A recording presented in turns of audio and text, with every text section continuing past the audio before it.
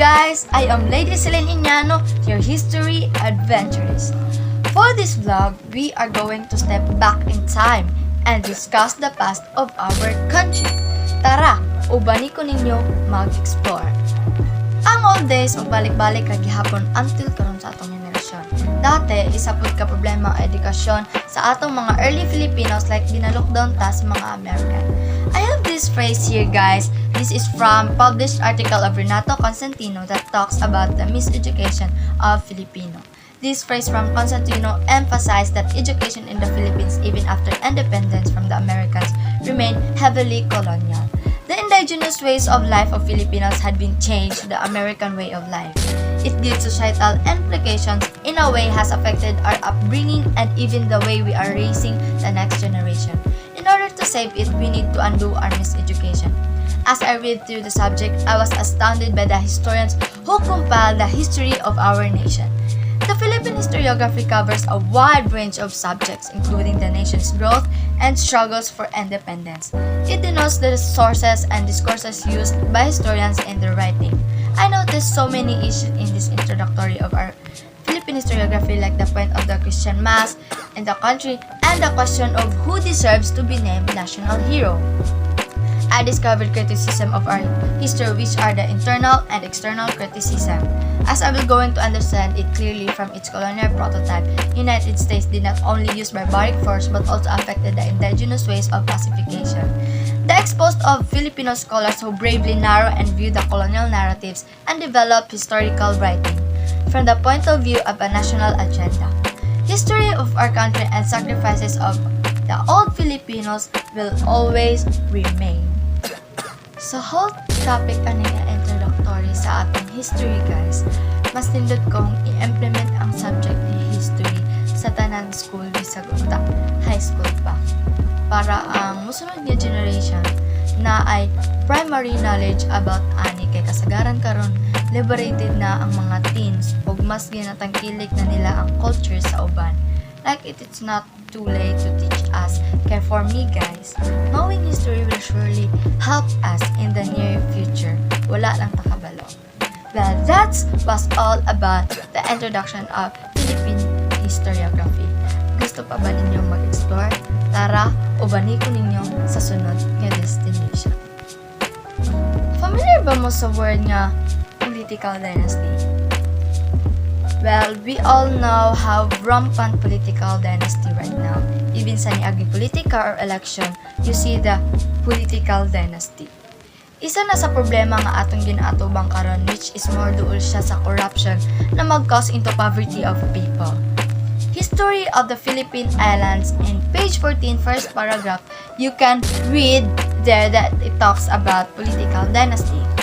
Ang political dynasty, guys, can cause us negative effect if pasagdaan lang nato sila mag-rule over us. Naay uban nga politika nga gina-full na lang ta not knowing they just used to gain campaign.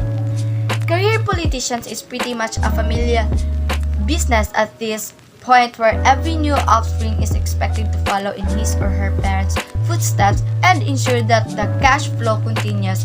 That's how political dynasty works. For example, ang Aquinos, it is an example of political dynasty, and Ferdinand Marcos and his son Bongbong Marcos, who is our current president now. So, history of the Philippine Islands, we have so many islands here in our country, which isa ka reason nga nung nag-colonize ang Spanish kay tungod sa islands. Gidescribe tanan sa author kung unsa ang kahimtang sa mga tao dati, unsa ilang appearance, home, clothing, food, customs, weapons, boats, and even ilang religions. Mga civilized people, and also na-mention po how Indies treated during Spanish period. I discovered when the author mentioned it in the article na ang atong mga kapwa Filipino dati kay gi-lockdown sa mga Spanish. It is like their observation to Filipino and sa Philippines. The native system of government, spiritually, and worship. Different types of slavery, literacy, sexuality of our ancestor, and the status of women during antiquity.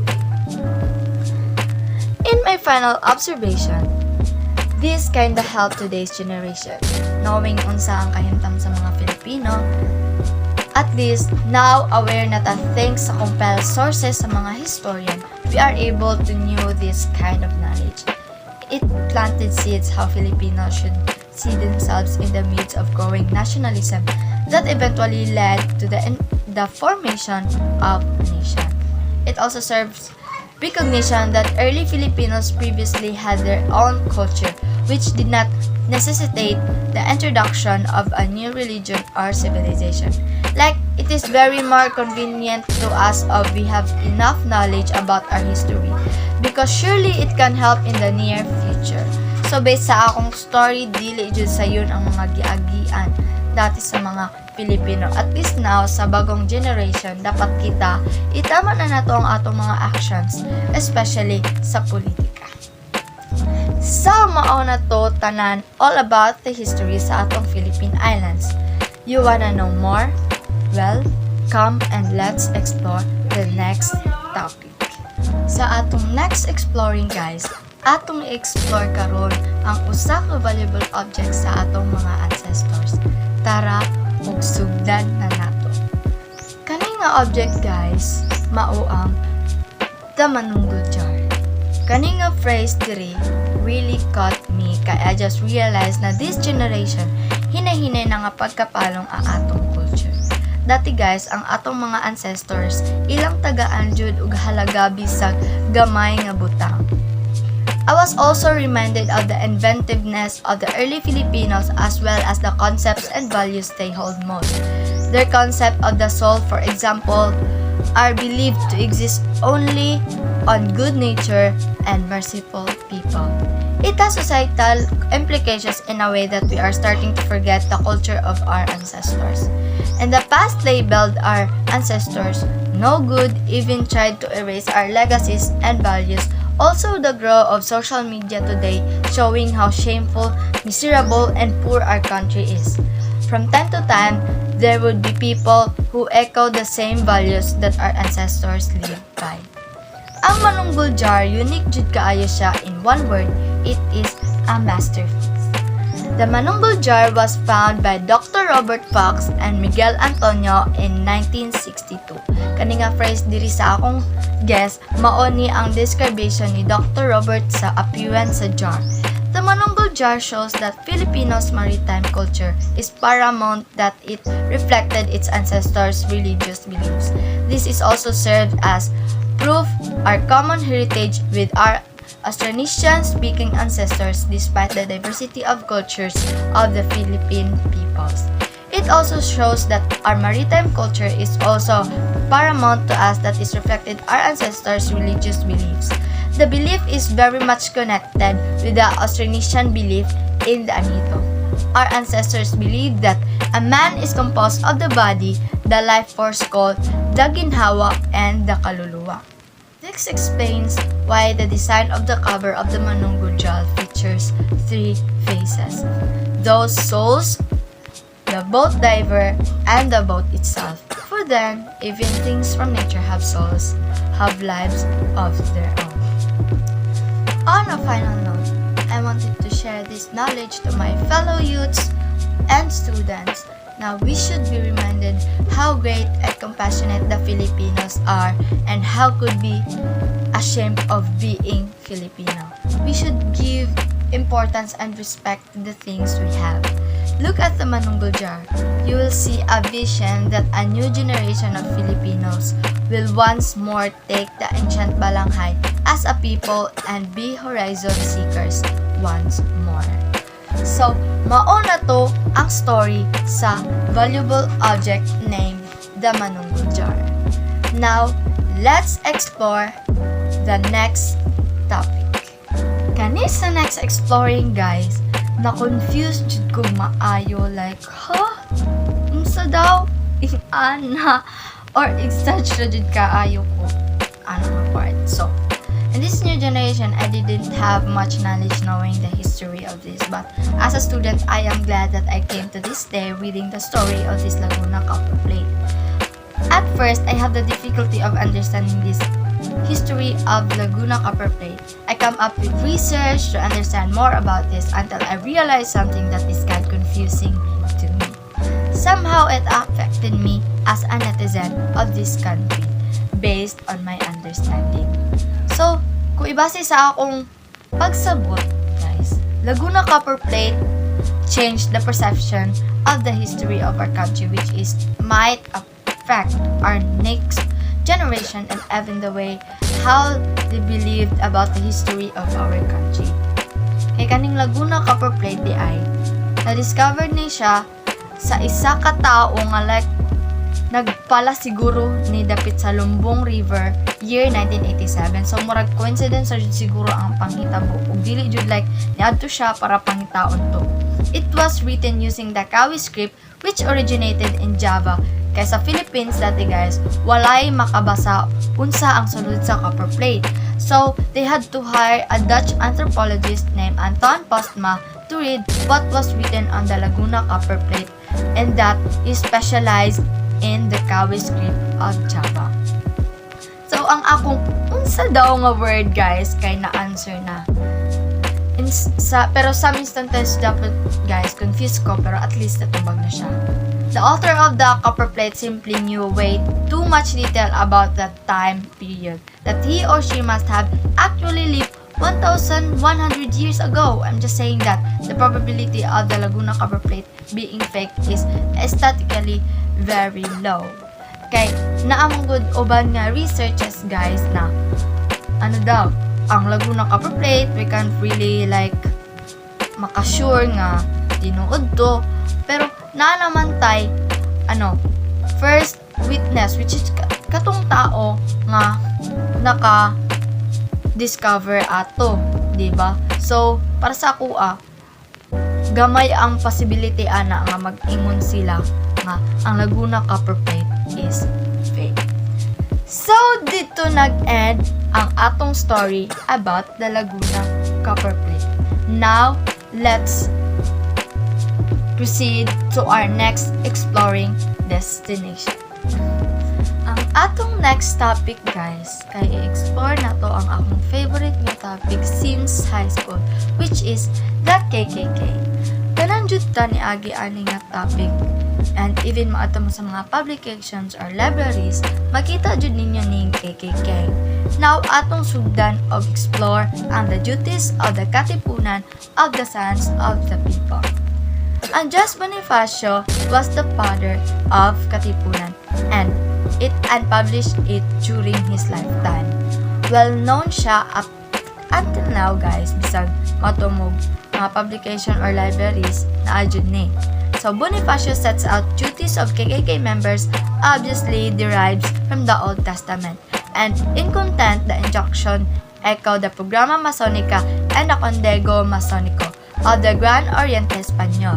This decalogue makes clear is to liberate the country from enslavement. Nindot jud kaayo ang layunin ni Andres Bonifacio guys, ang iyang advocacy na ay dako nga tabang up until now, di ba? Kapansin man jud mo. Helping one another is a practice embedded in our culture, represented not only the old practice of bayanihan but also with the everyday lives of the Filipinos. Mao to ang story sa akong favorite nga topic guys. Kung gusto pa ninyong malawak ang inyong nahibalaan about KKK, pwede po mo mag-search or maadto sa mga libraries. And now, let's proceed to our next destination. In this generation, jud diba guys, like, dili tanan atong makit-an kay tinuod. Even sa mga social media nga atong adtuan or bisag we have this evidence, pero dili japon takatuo if walay supporting evidence. Mao karon i-explore nato ang the questions and challenges in the Philippine prehistory. History must not be viewed from a single perspective only.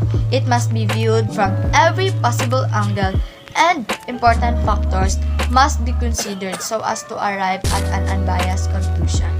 As I read this, I think that it might reflect this today's society in a way of not giving the confidential evidences.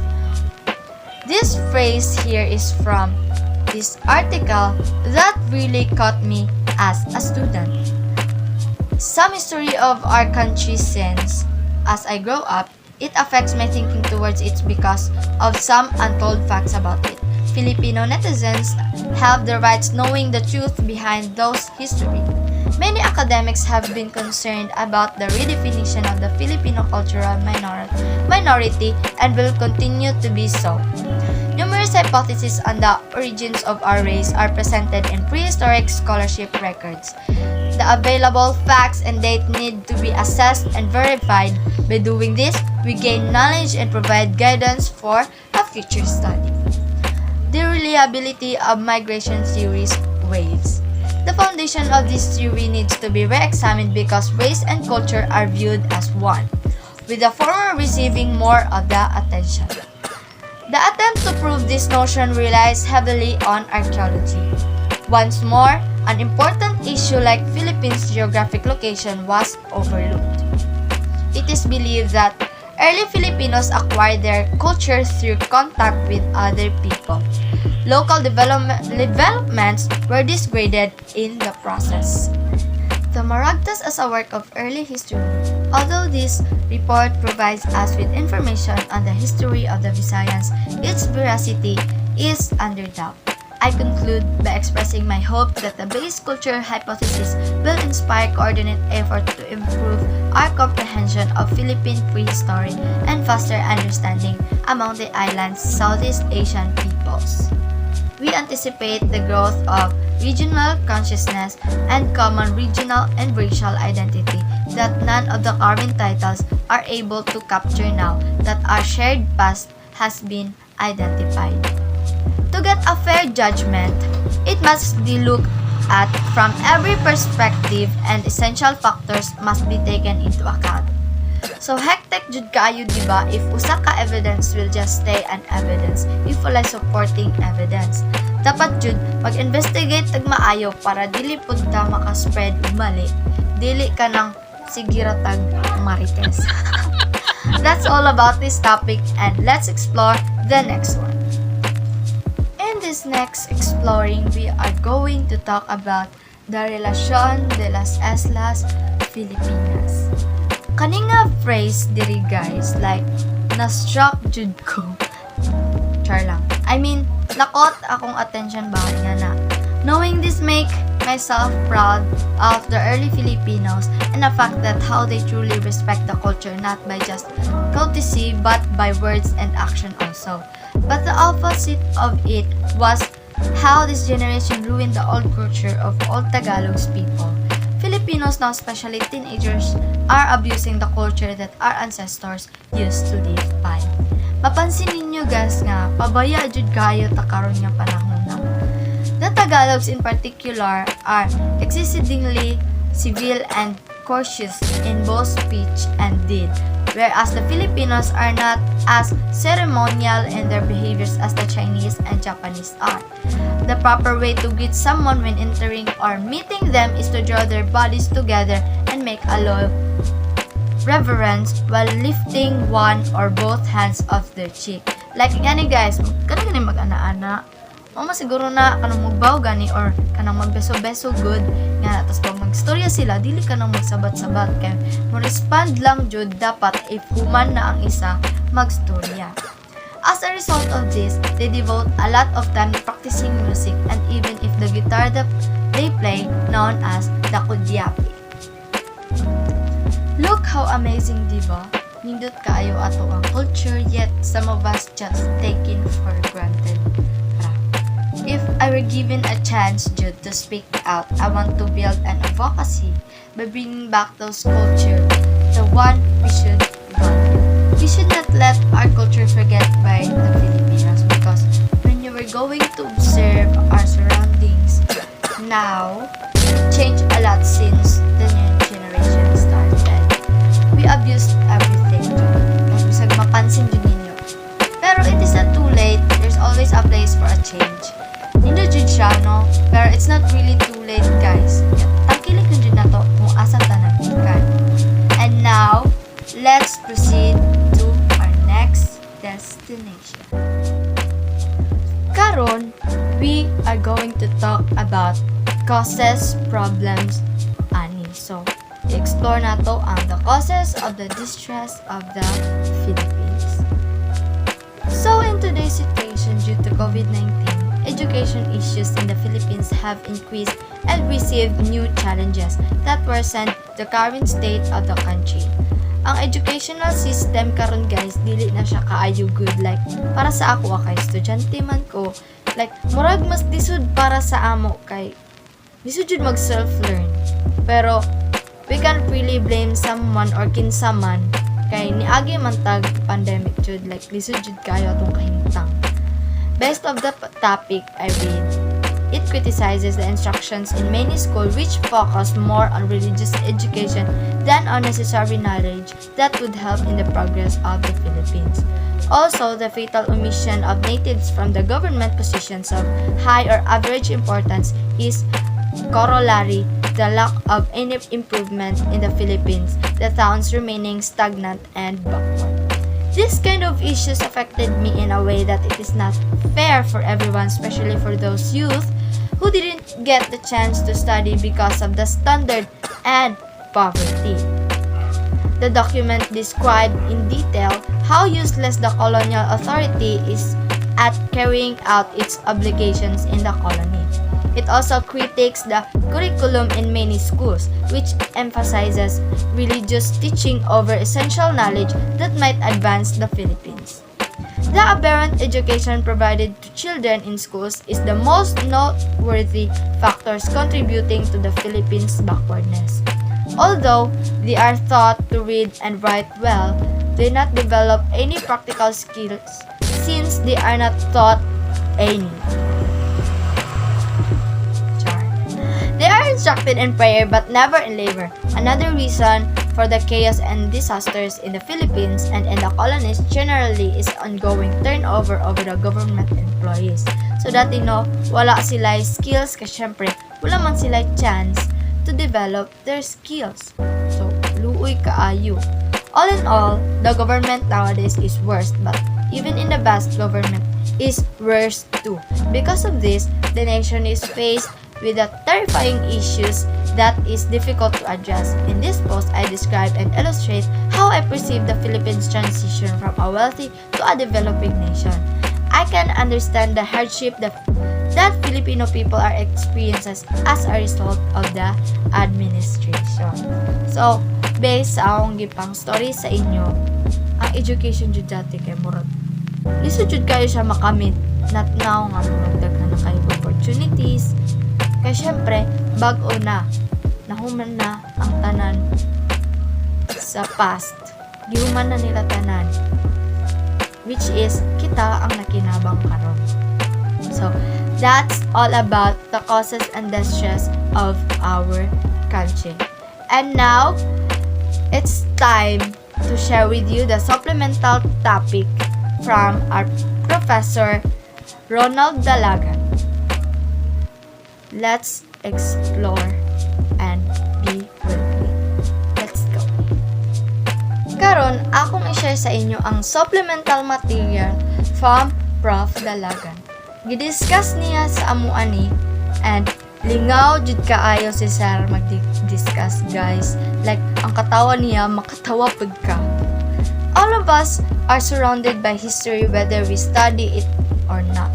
Our social customs, holiday celebration, educational system, religious practices, political and judicial structures, and even popular culture are all influenced by history.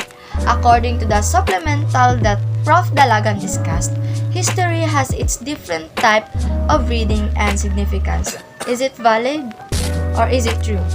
Rethinking the past assumptions, probabilistic, historical process, and etc. Those ways can definitely answer some question that was asked. So, Professor Dalagan introduces to us the historical scholarships in schools of meta-history and streams of relativist schools of thought. The approaches has 5 readings. Those are denial or repression, which the resources comes from archives, synoptic, which it is more intellectual, deconstructive, which is look for deeper meaning, redemptive, more on reprocessing the past, and lastly, dialogic, more used specific historical context. Historical truth will shift from time to time due to emotional factors. History is imaginative construction. Understanding of the past is shaped by connotative myths or symbolic forms. I was so glad that Prof. Dalagan discussed this kind of approaches to us. In the fact that I use it to identify the reading I've done throughout these reflections. Unsa niya akong mga gipang share sa inyo tabang ni sa among prof. That was the end of Stepping Back in a preliminary edition. I hope na amoy natunan and see you in the next adventure. Bye-bye!